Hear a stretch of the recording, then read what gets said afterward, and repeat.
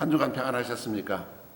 벌써 4월의 마지막 수요일 4월 28일 마태복음 5장 7절을 통해서 우리 다섯 번째 팔복 긍휼히 여기는 자에 대한 축복을 주제로 하나님의 말씀을 선포하겠습니다. 긍휼히 여기는 자는 복이 있나니 긍휼히 여김을 받을 것이요. 긍휼이 무엇일까요? 성경이 말하는 긍휼이란 하나님께서 죄로 인하여 멸망당할 수밖에 없는 우리들 위해서 친히 독생자를 사람으로 보내셔서 우리를 구원하신 그것이 바로 하나님의 마음 긍휼입니다. 그러면 긍휼과 은혜는 어떻게 다를까요? 이것을 깨닫게 되면 긍휼이 무엇인지 정확히 구분이 됩니다. 죄인인 우리를 향해서 은혜를 베푸시는 하나님의 마음이 바로 긍휼입니다. 긍휼의 주체는 하나님, 긍휼의 수혜자인 우리 죄인에게는 바로 그것이 은혜로 임하게 됩니다. 탈무드에 나오는 이야기인데요. 아버지가 아들에게 이웃집 가서 낫을 빌려오라고 얘기했더니 아들이 가서 아버지 낫을 안 빌려주겠대요. 이렇게 거절당해서 왔습니다. 며칠 후 이웃집에서 낫을 빌리러 왔습니다. 그때 아버지는 낫을 빌려주라고 얘기합니다. 아들은 화가 나서 지난번에 안 빌려줬는데 왜 빌려줍니까? 이럴 때 아버지는 아름다운 지혜를 아들에게 가르쳐 줍니다. 아들아, 그 집에서 빌려주지 않았기 때문에 내가 빌려주지 않는다면 그것은 복수다. 그 집에서 우리에게 낫을 빌려주지 않았음에도 불구하고 내가 낫을 빌려주면 그것은 증오다. 충격적이죠. 그것은 증오라고 했습니다. 그런데 그 이웃집에서 우리에게 낫을 빌려주지 않았던 사실을 잊어버리고 그 집에서 필요하다고 하니까 순수한 마음에서 빌려줄 수 있는 것, 그것이 바로 긍휼, 하나님의 마음이라는 것입니다. 긍휼은 어원적으로 보면 히브리어로는 라함인데 어원은 레헴, 자궁입니다. 자궁은 어떻습니까? 어떤 조건과 환경을 초월해서 어떻게 하든지 그 태아를 보호합니다. 원치 않았던 임신이라 할지라도 자궁은 최선을 다해서 태아를 보호합니다.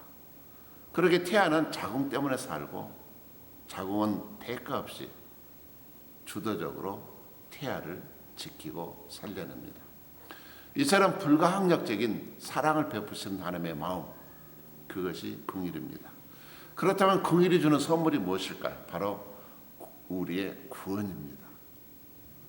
우리가 구원받은 것은 어떤 의로운 행위나 착한 일을 했기 때문에 구원받은 것이 아니라 불쌍히 여기시는 하나님의 긍휼 때문에 우리가 구원을 받았습니다. 왜 하나님께서 육신의 장자였던 에서를 버리고 이삭을 선택합니까? 그 선택은 에서와 이삭이 어떤 선을 행한 기록이 없습니다. 아직 태어나기도 전입니다. 출생하기도 전에 선이나 악을 행하기도 전에 하나님께서는 이미 이삭을 선택했습니다. 놀랍지 않습니까? 로마서 9장 15절은 여기에 대해서 내가 긍휼히 여길 자를 긍휼히 여기고 불쌍히 여길 자를 불쌍히 여기리라. 예언 16절은 그런즉 원하는 자로 말미암음도 아니요 다른 박질하는 자로 말미암음도 아니요 오직 긍휼히 여기시는 하나님으로 말미암음이니라. 우리가 구원받은 것은 우리가 구원받기다 달려가거나 착한 일 하거나 똑똑한 일 해서가 아니라는 것입니다. 우리가 무엇이간데 하나님께서 우리를 마치 이삭처럼 긍휼히 여기셨던 결과입니다. 우리의 삶 자체, 오늘 우리가 살아있는 것, 잘 사는 것, 믿음 생활할 수 있는 것, 이것은 무엇을 말씀해 주고 있습니까? 전적인 하나님의 긍휼의 결과요 열매인 것입니다. 만약 하나님께서 공의대로 우리를 대하셨다면 우리는 이미 진즉 멸망당하고 말았을 것입니다. 그러게 긍휼의 삶이란 내가 하나님 앞에서 얼마나 불쌍하고 연약한 존재인가를 깨닫는 것으로부터 시작됩니다. 우리는 정말 비참한 존재였습니다. 주님 우리에게 말씀하십니다. 마태복음 18장 33절에 내가 너희를 불쌍히 여김같이 너도 내 동료를 불쌍히 여김이 마땅하지 아니하냐. 우리 주변의 성도들, 이웃들, 동료들 어떻게 대하십니까? 긍휼히 여기는 자들에게 어떤 축복을 약속해 주고 있습니까? 긍휼히 여김을 받는다 얘기했습니다. 긍휼의 주체는 바로 하나님의 마음이라고 했습니다. 그러면 긍휼히 여기는 마음이라고 하는 것은 바로 하나님의 마음을 우리에게 선물로 주신다는 것. 하나님의 마음을 소유하게 되면 세상에 주는 일시적인 평안이 아니라 영원토록 우리는 하늘 높지만은 평안을 누리게 될 것입니다. 하나님의 마음이 우리와 함께하는 것, 그 이름이 바로 임마누엘 하나님이십니다. 예수님은 성령 하나님을 우리에게 보내셔서 영원히 우리가 천국 갈 때까지 떠나지 않고 우리 함께할 수 있는, 즉 긍휼의 마음을 가지고 하나님의 사랑을 이웃에게 나눌 수 있도록 우리에게 함께하시기 때문에 정말 죽어가는 자들을 우리가 구원하려고 복음을 전하게 되고 이웃을 위해서 봉사하고 섬기며 희생하게 됩니다. 그리고 무엇보다도 원수까지라도 용서할 수 있는 것은 바로 하나님의 마음인 긍휼의 마음이 우리에게 임할 때만 가능합니다. 우리에게 원한을 정말 해서는 안 될 일을 선을 악으로 갚았던 자를 용서한다는 것 절대 쉽지 않습니다. 오직 성령의 역사, 긍휼의 역사로만 가능한 것입니다.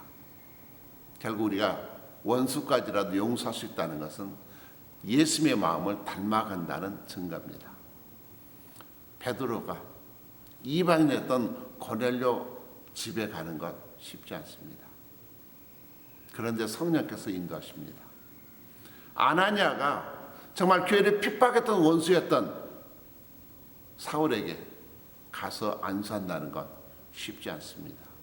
그러나 성령께서 긍휼의 마음을 주셨기 때문에 순종하여 갔습니다.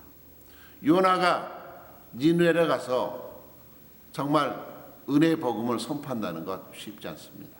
그러나 성령께서 인도해 주십니다. 따라서 성도에게 긍휼의 마음이 없다면 우리는 죽은 자나 마찬가지고 껍데기만 만나면 유명무실한 성도에 불과할 것입니다. 아무런 조건 없이 긍휼을 베풀으신 하나님의 놀라우신 사랑, 탕자의 비유, 그것을 말씀해 주고 있지 않습니까? 아무런 조건 없이 아버지의 긍휼 때문에 안아주시고 상속자 위치를 회복시켜 주십니다. 여러분, 성도는 결코 혼자가 아닙니다. 긍휼히 계시는 하나님, 임마누엘 하나님께서 우리와 함께 하십니다. 오늘 5번째 이 축복 얼마나 감사합니까? 긍휼히 여기는 자는 복이 있나니 긍휼히 여김을 받을 것이며, 아무쪼록 긍휼히 여기신 하나님이 함께 하셔서 한 주간도 믿음으로 승리하시길 축복합니다. 감사합니다.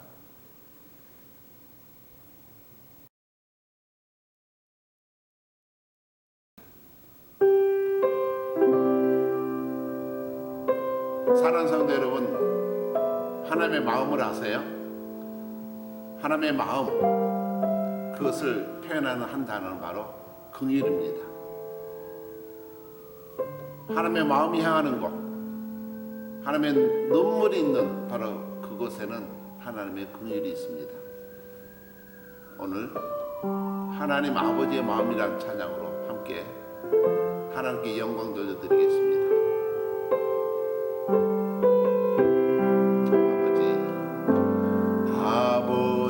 당신의 마음이 있는 곳에 나의 마음이 있기를 원해요. 아버지, 당신의 눈물이 고인 곳에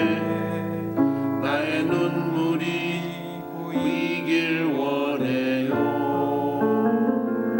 아버지 당신이 바라보는 영혼에게 나의 두 눈이 향하길 원해요.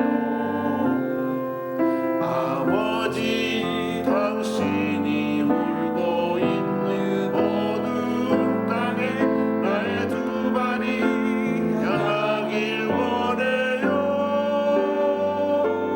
나의 마음이 아버지의 마음 알아. 내 모든 뜻 아버지의 뜻이 될 수 있기를. 나의 온 몸이 아버지의 마음 알아. 내 모든 삶 당신의 삶 되기를.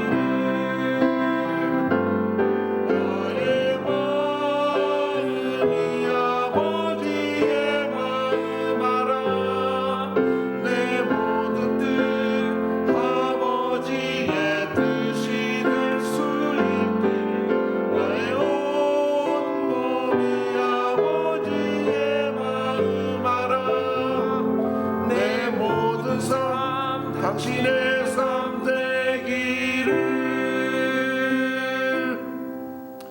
아버지의 마음을 품고 그 사랑을 실천하시는 복된 한 주간 되시길 축복합니다.